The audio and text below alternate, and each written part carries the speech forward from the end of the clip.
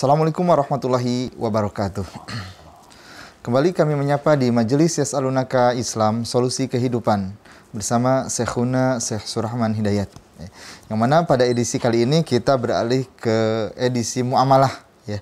Pertanyaan-pertanyaan pemirsa yang masuk ke Majelis Yas'alunaka Islam Solusi Kehidupan, ya. Pertanyaan berikutnya datang dari Bapak Muhammad asal Bogor, ya, yang menanyakan terkait hukum membeli properti, ya, yang mana pada waktu itu kami bersama teman membeli properti, ya, belum sempat terjual, teman kami meninggal, dan setelah meninggal baru terjual properti tersebut dan ada pajak properti, ya. Siapa yang harus menanggung pajak properti? Apakah ahli waris atau kami berdua?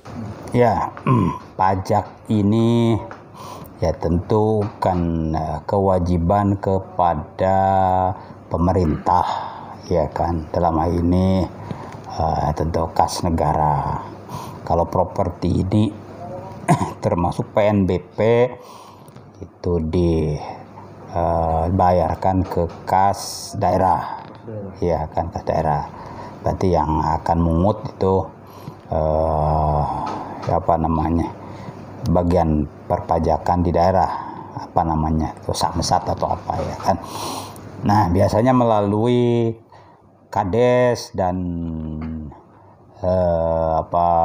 sampai ke RT juga, kan. Ini ada tagihan pajak, kan, begitu. Itu kan pajak bumi dan bangunan, ya kan. Nah, intinya kan itu pajak belum dibayar, ya, tapi pembelinya berdua. Yang satu sudah meninggal, ya. Atas nama yang sudah meninggal. Dan atas nama yang sudah meninggal. Nah, tentu nanti akan dilacak sesuai dengan aturan, ya, undang-undang tentang hak milik. Nah, kalau seperti itu, apakah ada pewarisan? Ternyata ini join, kepemilikannya join. Bagaimana ini status yang join ini? Nah, tentu akan diposisikan itu. Petugas pajak paling bersemangat untuk memposisikan itu. Ini bagian ini. Ini segera ke ahli warisnya. Nah, begitu. Jadi biasanya yang bagian mungut duit cepet tuh, ya kan. Jadi akan tahu siapa ini yang harus bayar pajaknya, kan begitu. Itu. Nah, tentu yang meninggal tidak, ya pasti. Berarti kan temennya nih, kan. Nah, dari mana, kan, untuk membayarnya, kan. Nah, kan bisa saja kalau ini statusnya warisan, ya setelah dieksekusi dijual, ya. Kalau tidak, ya bisa juga ya dari mana saja, kan nanti urusan itu bisa diselesaikan secara internal, kan. Dan tidak besar kalau pajak PBB itu, ya, hanya 120 sampai 200 ribuan, ya kan, setahun. Tidak besar, kan begitu, ya. Jadi diperlancar saja dari sisi wajib pajaknya. Jadi jelaskan, ya, begini sejarahnya, ya, minta diposisikan ini wajib pajaknya sekarang siapa, kan begitu. Lalu ya diselesaikan. Ya, akan seperti itu, ya. Makin cepat makin bagus, ya. Dan tidak menjadi beban kepada yang meninggal. Itu juga utang soalnya. Ya, utang. Kalau ya tidak terbayarkan, nanti kan akan ada tentu saja hitung-hitungan, ya, jadi beban. Makanya sebaiknya ya disegerakan, ya. Bahkan sebelum pusakanya dibagikan, itu kan ada hak-hak yang terkait dengan pusaka, yaitu ya utang dan wasiat, kan, ya kan. Itu utang diselesaikan dulu, baru wasiat yang terkait dengan harta benda diselesaikan, baru dibagi, ya, pusakanya, begitu. Baik, jazakumullah khair. Pertanyaan berikutnya datang dari Ibu Nia asal Purbalingga yang menanyakan terkait hukum investasi logam emas, apakah dihalalkan? Ya, seperti itu. Ya, logam emas sebagai apa? Ya, itu penting. Investasinya seperti apa? Itu penting. Ya, itu kan judul-judul umum tuh. Logam emas apakah diposisikan sebagai ain, benda, yubang wa yushtaro, kan begitu, yang seperti halnya apapun juga gitu kan, bisa diberikan, bisa dijual, bisa membeli kita, bisa dihadiahkan, kan itu kalau ain itu. Atau ya disepakati itu, oh ini sebagai alat tukar. Ya uang, alat tukar tuh. Nah, ini punya lempengan emas nih. Ini sekian nih ya, mau beli tanah. Nah, berarti kan alat tukar, alat bayar. Kayak dinar, seperti dinar. Apapun, ya kan namanya. Tapi yang penting fungsinya. Iya. Ini lempengan ini, saya mau beli tanah. Setuju orang, ya kan? Berarti disetujui oleh para pihak. Lempengan atau potongan itu, atau kalung itu, atau cincin itu kan, itu sebagai alat tukar. Gitu. Nah, kalau sudah alat tukar berarti kan diuangkan jadi uang. Ini berarti uangnya sekian, kan begitu. Kalau sudah uang itu harus ada legalitas dari negara karena ada undang-undangnya. Ada undang-undang. Gitu. Kalau tidak, itu tentu akan diproses seperti kasus sekarang yang terjadi dengan muamalat dinar atau apa ya di Depok itu ya kan. Nah, mungkin kenapa itu, karena tidak hanya terbatas di lingkungan mereka tapi keluar. Nah, kalau keluar berarti kan sudah memfungsikan dinar-dinar itu sebagai alat tukar. Nah, itu harus tentu ada izin ya negara. Nah, itu makanya kan diproses, saya dengar kan, diproses, melanggar katanya satu undang-undang apa begitu kan. Ya, lalu investasi, tergantung investasinya, yang jelas ya harus halal untuk mendapatkan margin kah atau mendapatkan ribhiyah kah. Kalau untuk mendapatkan margin berarti kan dengan akad jual beli murabahah atau jual beli muwadha'ah atau apa begitu kan. Yang penting ada margin. Ini modalnya sekian, ya kasih lebih dong berapa? Nah gitu, bisa tawar menawar di situ. Ya udah 50% aja, enggak 10 atau 7,5. Deal. Ya, jadi lebih dari modalnya sekian. Dan disepakati kalau margin. Atau keuntungan, kalau keuntungan tidak mensyaratkan disepakati. Oh, saya mau jual sekian, berapa modalnya? Nggak perlu tanya kan. Nggak perlu tanya, ya tanyalah ke pasar kan begitu. Itu bedanya kalau margin dengan profit itu. Iya, jadi apakah untuk profit motif atau margin motif, yang penting tentu halal investasinya begitu. Baik, jazakumullah khair. Pertanyaan berikutnya datang dari Ibu Depi asal Subang ya, yang menanyakan hukum jual beli kurma secara online, karena ada yang bilang jual beli kurma itu harus secara langsung, seperti itu. Online, langsung atau apa itu kan hanya metode, ya kan. Yang pasti kurmanya harus ada dan harus persis. Iya, persis. Kurma apa nih? Ajwa. Ya harus betul ajwa. Gitu. Mungkin juga sukari atau apa begitu. Ya, jadi harus real dan persis. Nah, jadi kurmanya memang ada, iya kan? Apakah metodenya online? Ya, bisa saja langsung, bisa pakai kurir. Itu kan metode saja. Itu tidak masalah dengan jeda waktu itu. Ya, kalau makanan mungkin beli sekarang, misalnya kurmanya baru terkirim besok. Ya nggak apa-apa. Itu kan yang disebut dengan salam, akad salam, pesanan. Nah, disyaratkan asal barangnya itu memang ada itu artinya ada di pasaran, di pasar. Iya. Kenapa ulama mensyaratkan ada tersedia di pasar? Karena kalau ada masalah gampang nyarinya gitu di pasar. Itu ya kan, dan pada waktu yang dijanjikan ya bisa direalisasikan, mumakkan, tamkin disebutnya, bisa gitu kan, diserahkan. Ya, gitu. Itu persyaratannya. Kemudahan lah. Kalau semua jual beli harus tunai, ya repot lah. Itu, jadi makanya ada akad salam, pesan. Yang penting muasafatnya persis seperti yang dijanjikan. Oh, kurmanya ajwa, gini. Begitu datang besok, persis. Jadi kan begitu. Tapi kalau tidak persis dengan muasafat, berhak untuk menolak.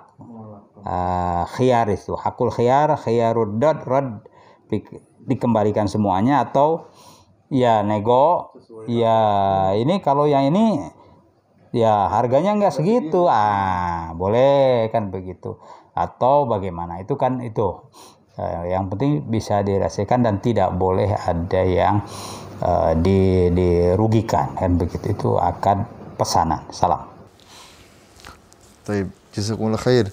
Pertanyaan berikutnya datang dari Bapak Abdullah asal Jakarta yang menanyakan terkait ya, saya memiliki lembaga training yang mana lembaga training itu diundang oleh perusahaan bank ya untuk mentraining karyawannya sebagai sales ya. Apakah itu diperbolehkan karena membantu proses riba seperti itu? Nah, berarti banknya bank konvensional ya kan.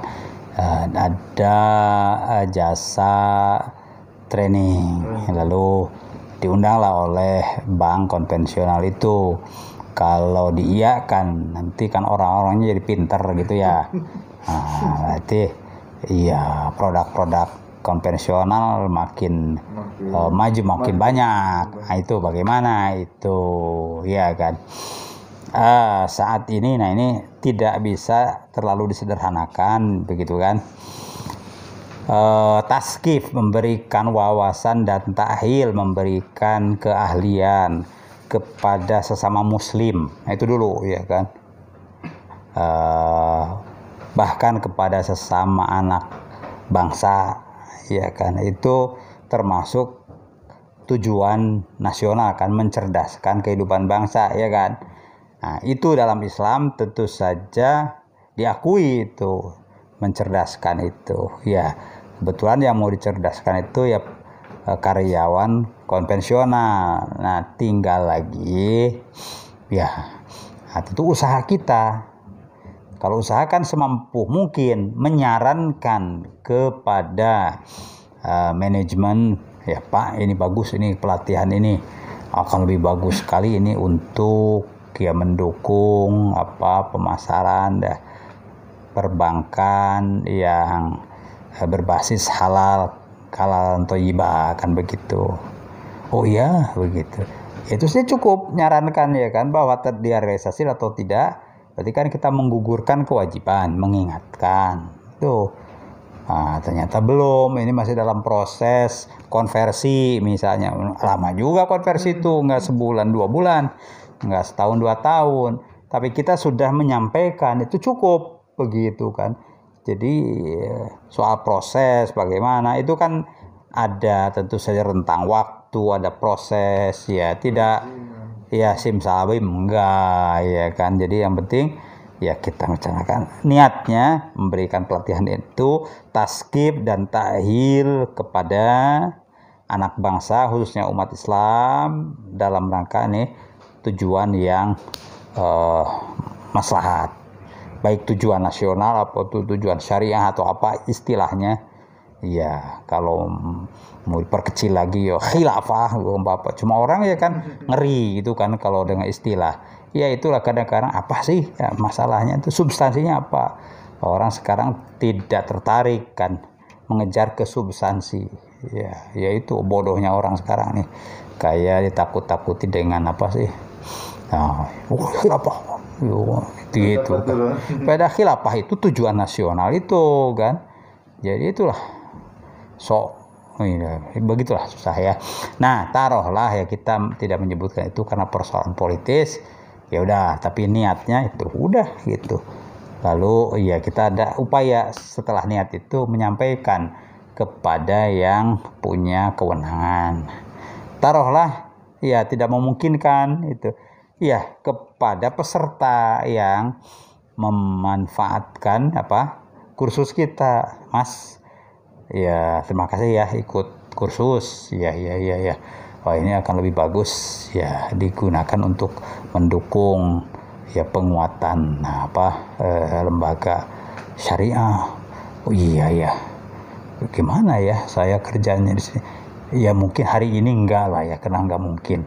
Tapi Mas ada rencana saja. Oh cukup itu menanamkan sesuatu. Ya sehingga dia jadi pikiran kan. Hari itu mungkin tahun itu ya karena kondisinya ya enggak mudah juga, apalagi susah nyari pekerjaan ya kan. Ya tapi kita sudah ya tabri'atud dhimmah. Udah itu saja yang dilakukan. Ya, jadi tidak mundur dari pelatihan itu, tapi posisikan tadi dalam konteks perspektif dakwah. Gitu. Baik, jazakumullah khair.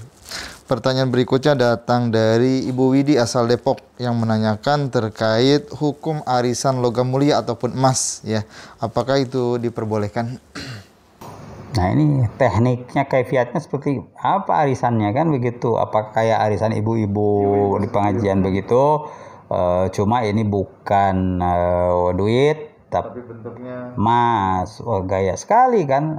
Logam emas berarti apa tuh? Apakah batu cincin atau apa? Nggak tahu ya kan?